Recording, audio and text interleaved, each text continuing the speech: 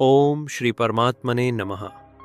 श्री योग वाशिष्ठ महारामायण प्रथम भाग वैराग्य प्रकरण द्वितीय सर्ग तीर्थ यात्रा वर्णन। पिछले भाग में हमने देखा कि महर्षि वाल्मीकि जी ने भरद्वाज को श्रीराम के अवतार लेने का कारण बताया।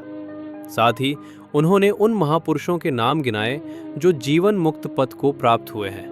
अब भरद्वाज इसी जीवन मुक्त स्थिति के बारे में प्रश्न करते हैं। आइए सुनते हैं आगे।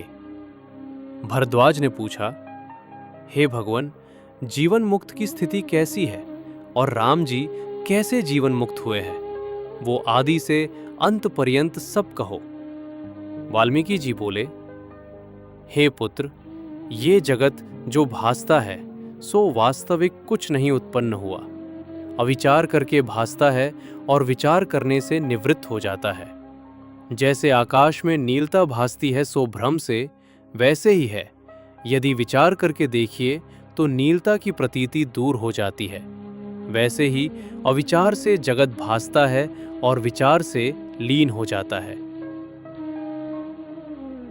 हे शिष्य, जब तक सृष्टि का अत्यंत अभाव नहीं होता तब तक परम पद की प्राप्ति नहीं होती।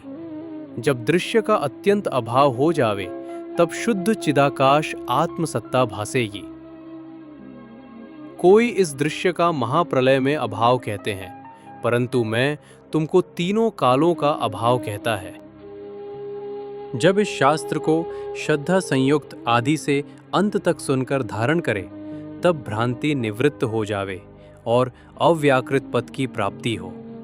हे शिष्य, संसार भ्रम मात्र सिद्ध है। इसको भ्रम मात्र जानकर विस्मरण करना यही मुक्ति है। जीव के बंधन का कारण वासना है और वासना से ही भटकता फिरता है। जब वासना का क्षय हो जाए तब परम पद की प्राप्ति हो। वासना का एक पुतला है, उसका नाम मन है।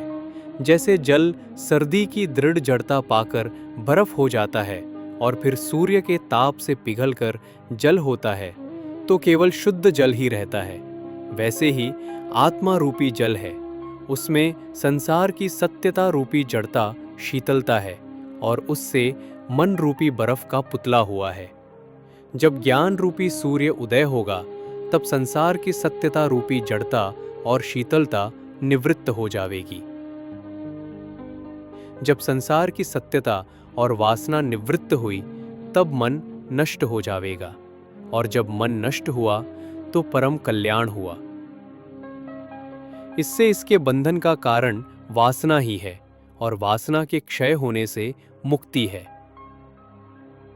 वह वासना दो प्रकार की है, एक शुद्ध और दूसरी अशुद्ध। अशुद्ध वासना से अपने वास्तविक स्वरूप के अज्ञान से अनात्मा जो देहादिक है उनमें अहंकार करता है, और जब अनात्म में आत्म अभिमान हुआ तब नाना प्रकार की वासना उपजती है, जिससे घटी यंत्र की नाई भ्रमता रहता है।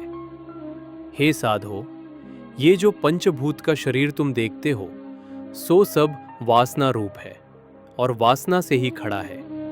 जैसे माला के दाने धागे के आश्रय से गुथे होते हैं और जब धागा टूट जाता है तब न्यारे न्यारे हो जाते हैं और नहीं ठहरते, वैसे ही वासना के क्षय होने पर पंचभूत का शरीर नहीं रहता। इससे सब अनर्थों का कारण वासना ही है।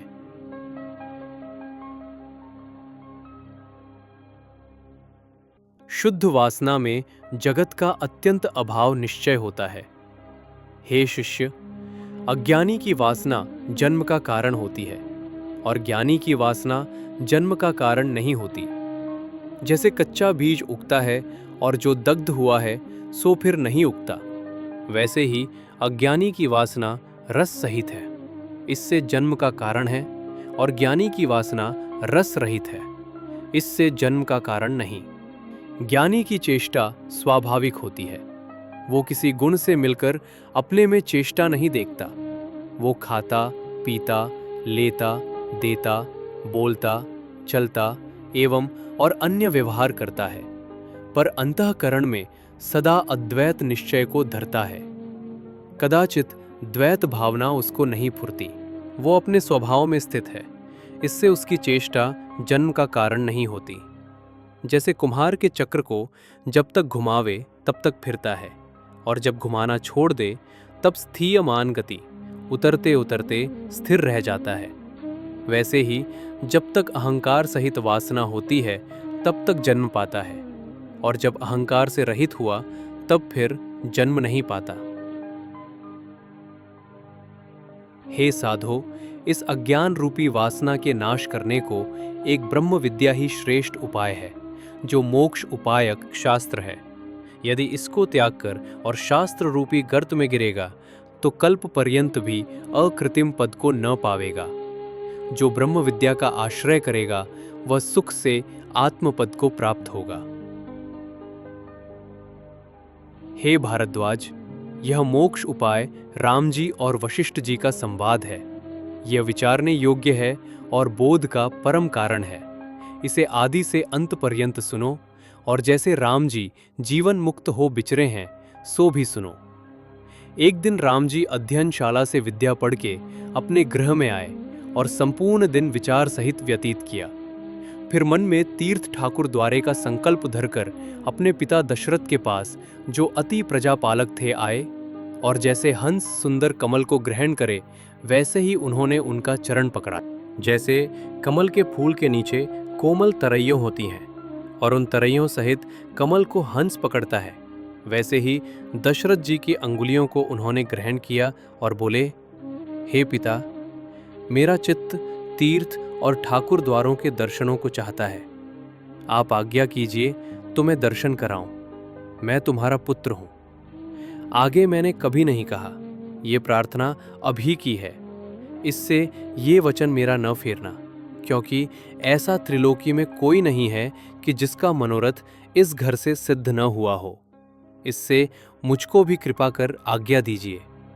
इतना कहकर वाल्मीकि जी बोले, हे भारद्वाज, जिस समय इस प्रकार राम जी ने कहा तब वशिष्ठ जी पास बैठे थे। उन्होंने भी दशरथ से कहा, हे राजन, इनका चित्त उठा है।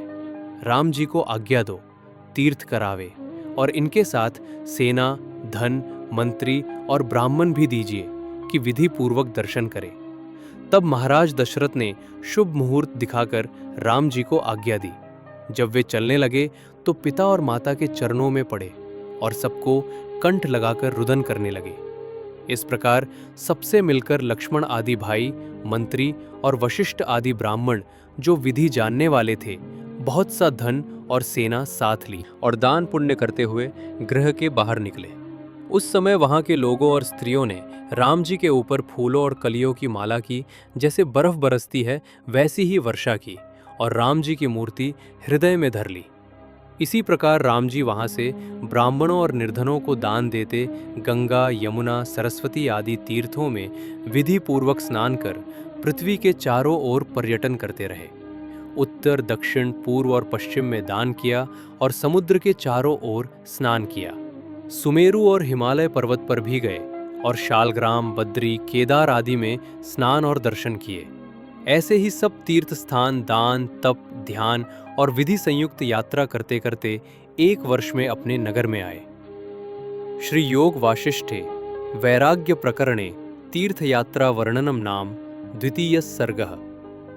श्री योग वासिष्ठ के वैराग्य प्रकरण का तीर्थयात्रा वर्णन नामक द्वितीय सर्ग पूर्ण।